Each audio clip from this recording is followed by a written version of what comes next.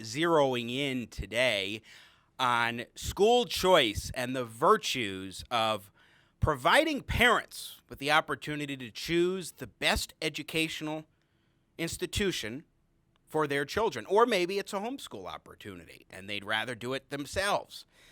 That's what school choice is about, is making sure that parents have the greatest opportunity, the greatest choice for themselves and their children. Let's dive in to this very topic today with two leading scholars on the issue of educational freedom and school choice. Lindsey Burke is the director of the Center for Education Policy and Will Skillman Fellow in Education at the Heritage Foundation. And Corey DeAngelis is director of the School Choice at the Reason Foundation. In addition, Lindsey is a fellow at EdChoice, which was an organization founded by the Friedmans. And also, Corey DeAngelis is an adjunct scholar at the Cato Institute. Welcome to the show to you both. Thanks so much for joining us, and happy Free to Choose Friday. Thank you for having us. Thanks for having us. Great to have you here today on the program, and I want to dive right in, and we'll start with you, Lindsey Burke. What is school choice? What is educational freedom? And why is it important? Very broad question. Let's start there. Well, it's incredibly important because we know, and I'm sure Corey will touch on this from all of the literature that's out there, when parents are actually able to choose the school that their child attends, the school that's the right fit, all kinds of incredible educational and long-term benefits accrue to those students. And so school choice is really just a process of fit. It is enabling families to select into an education option that matches the unique needs of their child and will ultimately align with their hopes and dreams and desires for their child long term. And so we see it through things like voucher options, tax credit scholarship programs, education savings accounts, charter schools, homeschooling, public school choice, magnet schools. All of that would qualify as what we broadly deem school choice. Corey DeAngelis, what do you have to add on top of what Lindsey just said? I think that was a pretty good summary. Yeah, Lindsey is absolutely correct. And the way I would define it is moving towards a system where we're funding students instead of systems. In the current system, we send the money to a residentially assigned government-run school regardless of the satisfaction levels of the customers and regardless of whether the student is actually going to that school. Just think of any other type of taxpayer-funded program that we have. We don't residentially assign people who are on food stamps to government-run grocery stores and force them to take those food stamps there. No, we have the money go to the individual families, and the families get to pick where to take those food stamps. Similarly, with school choice, the funding goes to the individual families, and the families can pick whether they want to go to a government-run school, a private school, or some other type of homeschooling option if they would like. And so, Lindsey Burke, I want to ask you to tell us a little bit about what the literature shows as far as the benefits of providing parents with the opportunity to choose the best educational establishment institution for their child, whether it is homeschool, or it is private school, or it is traditional public school, or some variation thereof. Sure. Well, if you look at the rigorous literature on the impact of private school choice on student academic achievement, so that's often what we think about first, is how do schools perform vis-a-vis math and reading achievement for the kids who attend. If you look at that body of rigorous research, 10 out of 16 studies find positive benefits for those children. So kids who exercise school choice and were able to select into a private school that their families had chosen. So we see broad positive benefits. We have 4 of those studies that had null effects and 2 that found negative effects of that rigorous research. But those 2 were unique to Louisiana and they were heavily regulated programs. So there's a lot going on there. But overall, on balance, the literature on academic achievement is significant and positive. And then if you look at things like academic attainment, so graduation rates, for instance, college enrollment, we also see broadly that it is positive, significant and positive for students who exercise private school choice. And those are 2 really important measures, attainment and achievement. But importantly, and maybe Corey can talk about this a little bit too, we see it in terms of the outcomes that parents really care about most, I would argue, in some instances, which is number one, is my child safe? So enabling families to select in a safe school, that's something that choice enables. But also, what does their future long-term life outcome look like? Are they more likely to be volunteers, politically engaged, tolerant of other people's political views? And the literature suggests that, yes, absolutely, that choice improves those outcomes as well. Again, we're talking with Lindsey Burke of the Heritage Foundation and Corey DeAngelis of the Reason Foundation. So, Corey, going to Lindsey's point, and feel free to add on to anything specific that she was just listing out, but one of the things to me that school choice really does is it provides additional competition into the system, which we wouldn't otherwise see. And as we know from the success of the private sector economy, competition inspires and motivates continual change, continual improvement. You always want to do better as opposed to just staying pat, where if you'd have no competitive forces at play, why worry about those sorts of things? Yeah, I just want to add on to what Lindsey said, that a lot of the main benefits of school choice are non-test score outcomes, because families care about a lot more than just the test scores of their children. So when you're looking at things like the criminal activity of the child when they grow up, whether they experience a teenage pregnancy, or even just the reported safety levels in those schools, that those types of outcomes are actually positive as well, because parents know much more about what the needs of their child actually are, and they also care about having their children in a safe place. But you're right that the competitive pressures are also positive as well. And Trump just said this last week. He said something along the lines that school choice creates competition. And this is one of the clearest strands of literature in the school choice debate, that there are 28 studies on the topic of what happens to the children who remain in the traditional public schools. 26 of those 28 studies find statistically significant positive effects on the kids who don't even use the school choice programs. So you can benefit from school choice without even having to switch schools and use the program. And that's exactly right what you said, that it's because the schools know that if they can lose customers, they better change their game so they don't have to shut down. Yeah, it's fundamentally important to keep in mind that government, unless you introduce market forces, has none of them, and therefore has none of these competitive pressures to improve in that way. Lindsey Burke, when it comes to school choice programs that have been put into effect across the country, either through public programs from the government or through private organizations that provide scholarships, we do have some real-world examples that can demonstrate the value of this kind of approach, don't we? Yeah, we absolutely do. And I would say that we have gotten to a point in the education choice movement where we've really been able to refine what education choice looks like, refine the mechanisms, and give families a maximum range of options, even beyond just school choice. So we call it education choice now, because you can look at a state like Arizona. Arizona provides education savings accounts, as does Florida, Tennessee, Mississippi, North Carolina, but they provide education savings accounts directly to families. And so in the case of Arizona, if a family qualifies, you get 90% of what the state would have spent on your child in the public school. That goes straight into a restricted use account for you, the family. And at that point, you can pay for private school tuition, online learning, special education services and therapies. You can hire private tutors. You can even roll those unused funds over from year to year, and you can roll them into a college savings account. And so that has meant in Arizona and some of these other states that have ESAs in place, that a family can completely customize their child's educational experience. They might never even go into a brick and mortar school at all, which, by the way, is really important right now in the moment and time that we're in with a pandemic.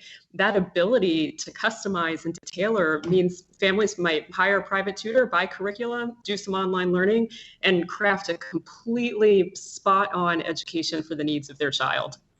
Yeah, and Corey, to Lindsey's point, one of the things that we have seen is just this incredible innovation where now it's not just the one approach of a voucher program, but there are many different ideas to how you can, just at a minimum, give parents more capabilities to choose, to access greater amounts of money in order to even improve their public school experience, if not send their child to a private school or switch to homeschooling.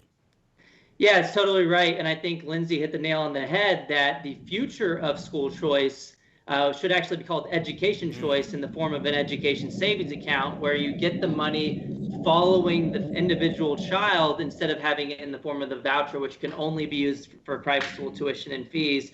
So with education savings account, you can use it on things like tutoring, textbooks, private learning options, and online learning options as well. So it really moves us from the school choice discussion to an education choice discussion.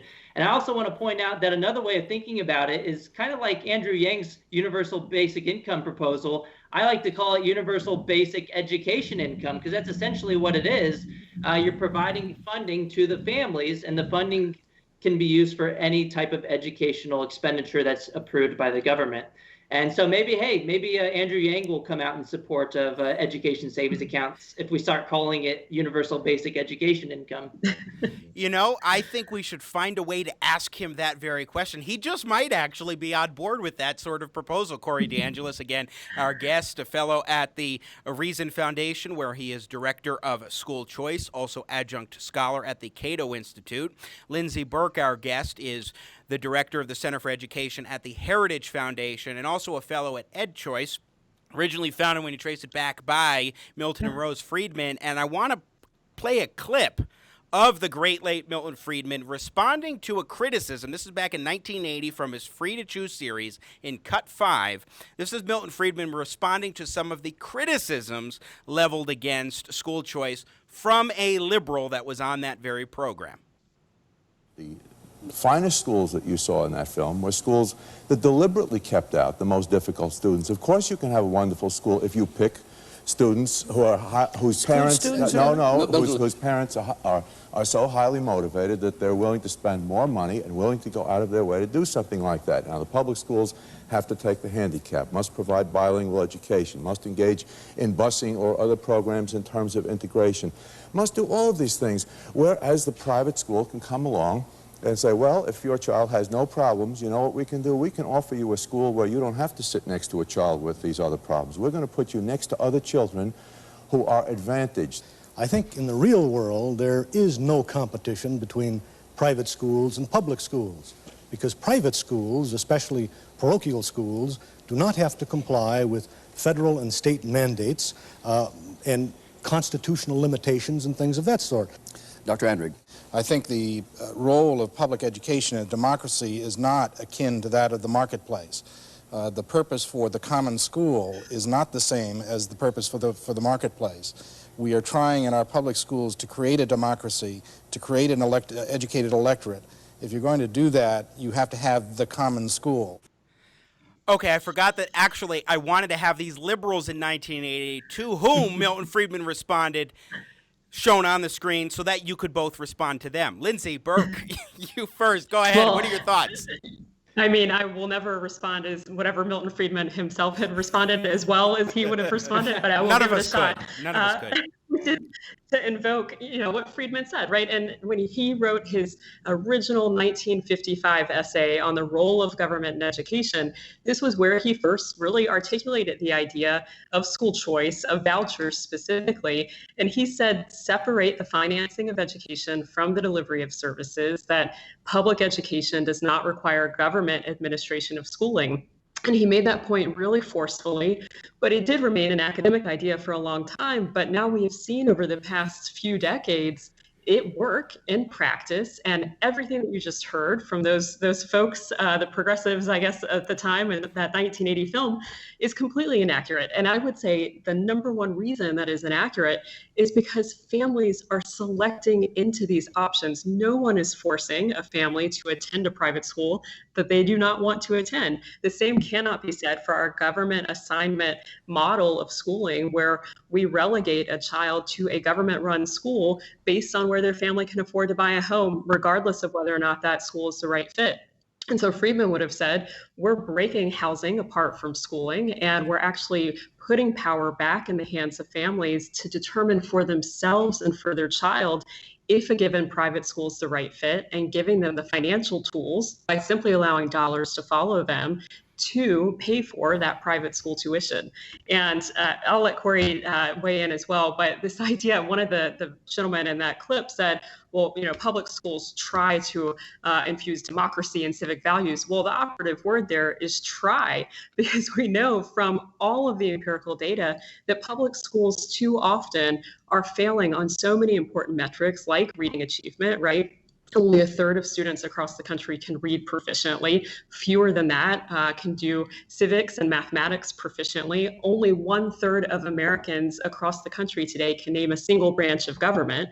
So the onus should be on the government system to say why they should remain entitled to families' dollars rather than giving families a choice to select into other options. Corey DeAngelis, please do add on to what Lindsey said, but also when we look at what these gentlemen were saying in the video from 1980, 40 years ago, the arguments were very similar to a lot of the counter-arguments we see to educational choice in the year 2020. Yeah, educational choice opponents often compare private schooling and school choice to perfection, something that we don't have, which Lindsey very correctly pointed out. The nation's latest report card came out just a couple of weeks ago in civics and geography and U.S. history. Only 15% of kids in the U.S. were proficient in U.S. history, and 3 out of every 4 children were not proficient in civics or geography either. So we don't have this well-educated, democratic populace that they're imagining that we have. But then also school choice benefits the least advantage more than anyone else. Rich people already have school choice. Rich people can afford to live near the best public schools, and they can already afford to pay out of pocket for private schools. So school choice programs in the form of a voucher and education savings account disproportionately benefits the least advantaged more than anyone else because their kids are stuck in the worst government schools right now, and they're the least likely to be able to afford to pay for private school tuition out of pocket. So in that sense, school choice is an equalizer. And in practice, if you look at these programs, overwhelmingly, they're targeted to the least advantaged based on lower income families, students with special needs, and then students who are in lower performing government run schools. So school choice is an equalizer, and anyone trying to claim the opposite is just not looking at the evidence and not contending with the fact that rich people already have school choice. Lindsey Burke, one thing that strikes me too about those who oppose the idea of providing parents with greater choice for how to best educate their children, one thing that's striking is that they always presume that you automatically oppose public schools, that say you want to defund public schools in order to provide that kind of experience. I'm a big advocate, especially because I don't see government schools going away, a big advocate of providing a good quality public school education as an option for parents to provide for their students, but also making sure that we pay teachers more. We see administrative costs across the country that have just become absolutely bloated as teacher pay has not even just not risen, but in some cases has even gone down in parts of the country, while administration is getting more and more funding headed in its direction. So talk to us a little bit about this idea, this myth that supporting educational choice means that you oppose public schools and basically want to disenfranchise those who are going to public schools. Right. So this all comes back to what Friedman originally articulated, which was fund the student and then allow those dollars to flow wherever the family chooses. And so we have to redefine how we think about public education. Public education should be an education available to the public, but we can separate that from this idea of government delivery. So yes, as Friedman said, publicly fund the child, but allow those dollars to follow to any school, public, private, charter, whatever it might be. This administrative bloat point is incredibly important. This is something, there is a lot of data now on administrative bloat. If you go all the way back to 1950, prior to the Great Society, Johnson's Great Society, when we saw massive government intervention in education, there were about 2.36 teachers for every non-teacher in a school district across the country. Fast forward to today, that number is 1-to-1. So that means on average in a district, for every teacher you see walking around, there is a non-teaching administrative counterpart. And that's been a huge strain on state budgets. I'll just say quickly, why have we seen what some would argue is maybe mismanagement or at least not good prioritization of spending in districts? It's because they don't have to worry as much about that prioritization. When Friedman wrote that Role of Government in Education essay, he outlined that there are basically 4 ways that you can spend money. And I love this example because I think it works really well for school choice.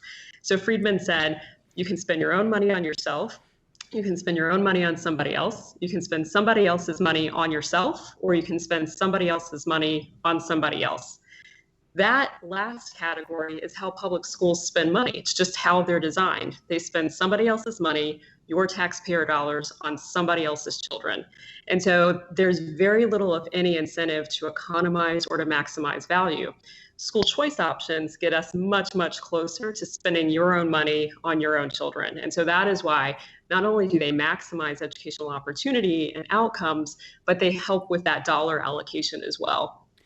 Again, Lindsey Burke is director of the Center for Education Policy at the Heritage Foundation, and Corey DeAngelis is director of the School Choice at the Reason Foundation. And Corey, I want to go with you to one particular criticism that I hear about school choice, and that is the idea that you hold different schools from a government standpoint to different standards. So there are particular standards that public schools must meet in order to get certain funding, access to this and that, so they have standardized testing and so forth. But private schools and homeschooling, those things can be treated differently in certain ways. You also have different licensing requirements for teachers at private schools, even charter schools, than traditional public schools. And so some say you shouldn't give funding from the government, from taxpayers, to those kinds of schools because those teachers and those educational institutions are treated differently. To which you say what to that criticism?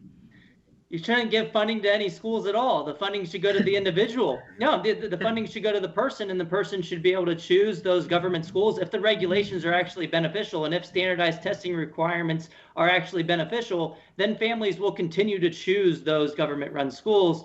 My argument is that while those top-down regulations aren't all that beneficial, maybe we should get rid of some of those regulations that are hampering down the government-run schools and instead hold schools accountable from the bottom up like we do in every other industry by allowing people to vote with their feet. And I also want to add, based on the previous point, that, look, school choice is good for teachers too, because it gives individual private, public schools stronger incentives to allocate the money towards the students in the classroom and to raise teacher salaries.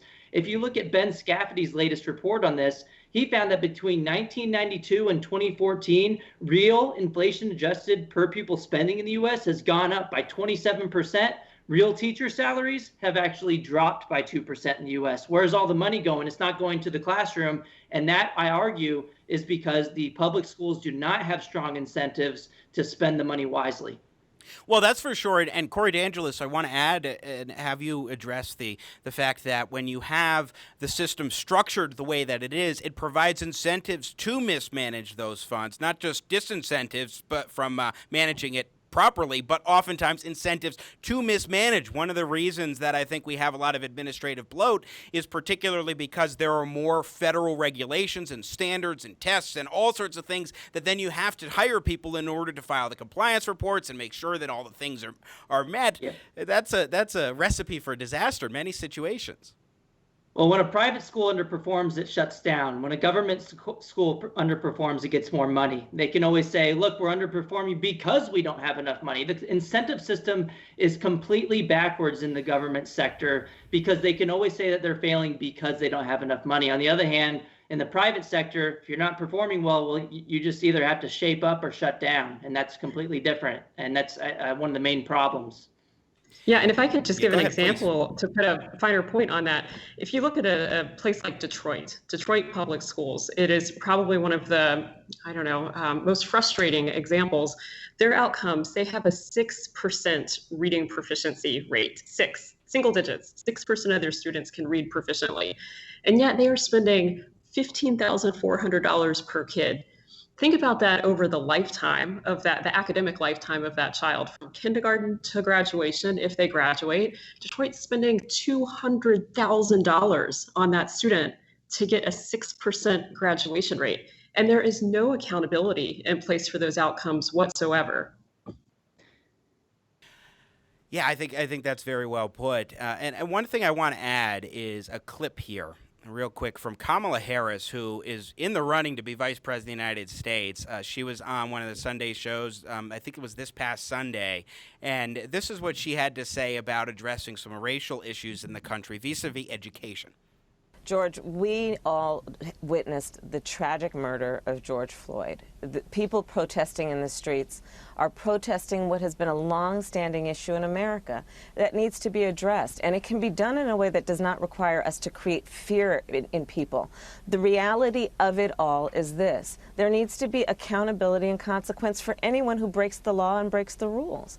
And so what we're talking about in our package of bills is doing just that. And separately, we really do have to get to a point where we agree that the status quo way of thinking about achieving safety is really wrong when it assumes that the best way to achieve more safety is to put more police on the streets. It's just wrong. You know how you create more safety? You fund public schools, and it wouldn't be the case that in America today, 2/3 of our public school teachers come out of their own pocket to help pay for school supplies. The way you create more safety is people have. So then she goes on to talk about how we need to invest more by spending more on public education. I'd like each of you, starting with Corey DeAngelis, to give a quick response to that idea.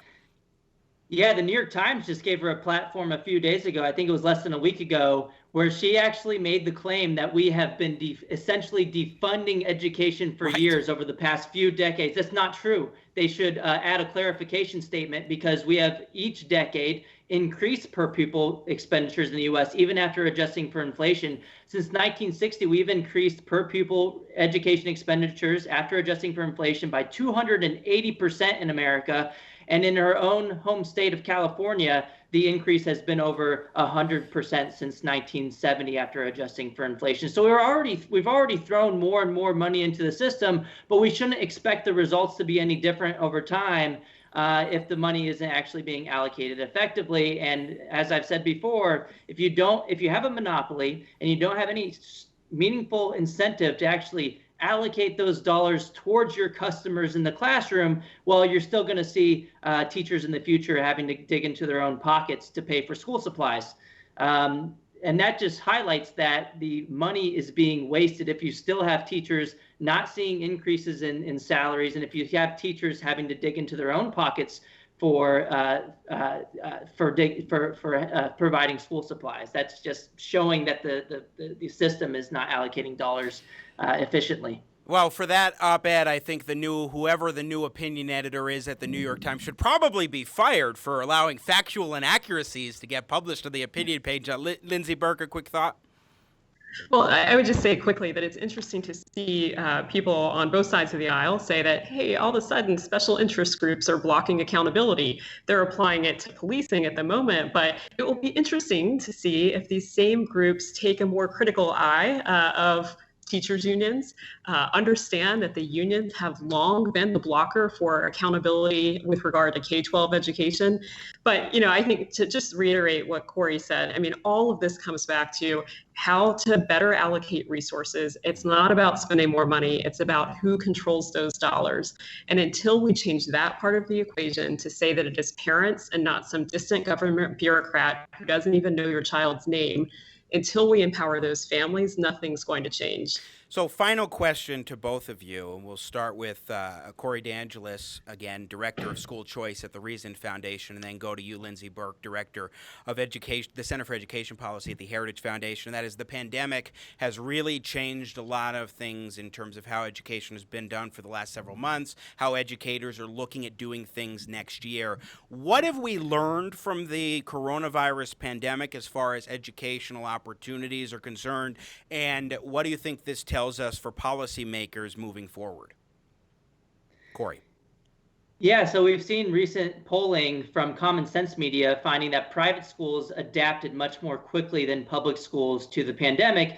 And as I've said before, I think the reason for this is because they have a competitive pressure to do so. They know that their customers have the ability to walk if they don't adapt to this whole virtual learning environment. And that would mean that they'd have to shut down in the short run and in the long run as well. So this kind of highlights that Again, we should be funding students instead of systems so that students can take that money to the type of school that works best for them, whether it's a public school or a private school. But then also a lot of families are reporting that they want to continue homeschooling next year or provide some type of virtual education for their children. So again, that's just another argument for education savings accounts. The money should go to the family, and if the family's providing that education at home, they should have some of those dollars to help offset those costs of homeschooling. There's no reason why the money should go to the government school if the child isn't being educated in that school. The money should follow the students. And Lindsey Burke, your thoughts?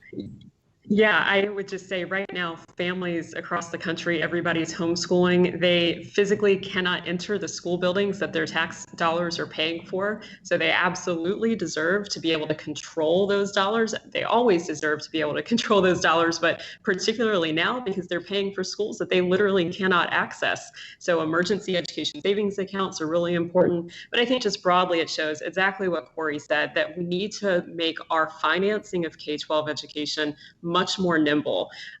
Hopefully this is the last time we'll ever see something like this happen in our lifetimes, a pandemic that shuts down businesses and schools across the country, but it could happen again. There could be other existential threats to the physical school building that happen, or just a family needing some other option, needing to be able to get that flexibility. And so it's really demonstrated the extent to which we need to make those existing dollars more nimble, to be more flexible, to respond to any sort of threat that might happen. Maybe it's a natural disaster, or a school may have to close down again in the fall if it reopens and a significant number of teachers or students are sick. And so making sure that families can quickly access those funds, no matter what happens, will ensure that they have some educational continuity moving forward. And so it's just, I think, highlighted the need for school choice now, immediately, but school choice, education choice being a critically important reform at any time, and a smart reform at any time.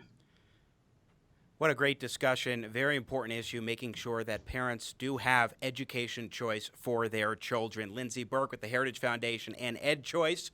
Corey DeAngelis with the Reason Foundation and the Cato Institute. Thank you both so much for joining us today. I really enjoyed the conversation, and I appreciate your time. Thanks for having us. Thanks so much. And happy Free to Choose Friday.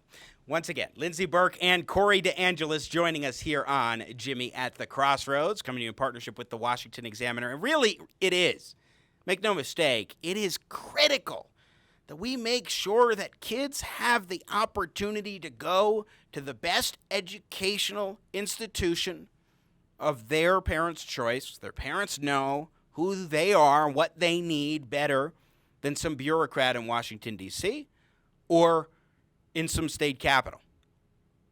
Not only that, but keep in mind, as we talked about in the segment, just because you say you support school choice and education choice and giving opportunities to parents to make decisions, to be more empowered, does not at all mean that you oppose public schools making sure that teachers get paid well and that opportunity exists. You just want to maximize the chance for parents to access, what was it that Corey put it, universal basic education income, so that they can get their kids into the best educational environment that they may need for their needs.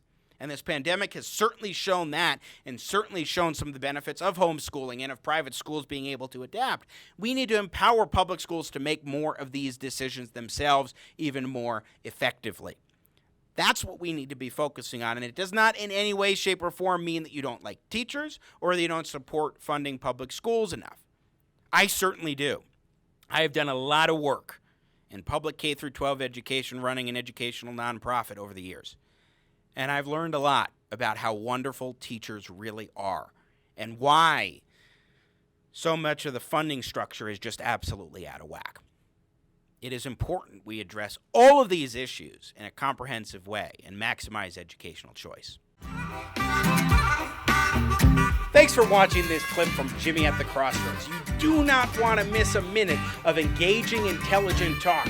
Subscribe today to the Jimmy at the Crossroads YouTube channel, and you'll be sure to catch our live broadcast. I appreciate your support. I got Jimmy at the Crossroads, making sense out of none. no sense.